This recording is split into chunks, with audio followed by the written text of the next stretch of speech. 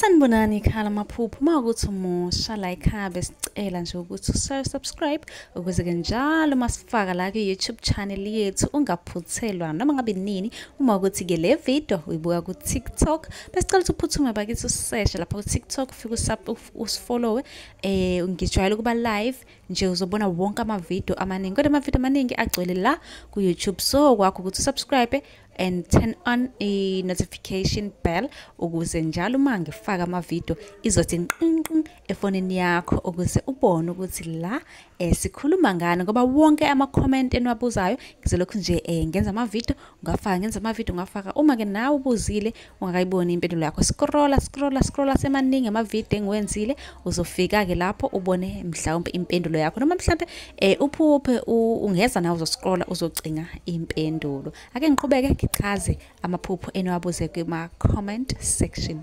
Obhalile kwi-comment ubhale ukuthi mina nje nginokuphupha izinja kube ukuthi lezi zinja ziyangikhonkotha. Ngaphambi kokuba ngiqhubeke ngimphendule ngicela ukuthi usubscribe ku YouTube usifollowe na ku TikTok. Leli phupho lezinja ezikhonkothayo kusho ukuthi kunabantu abakhuluma kabi ngawe.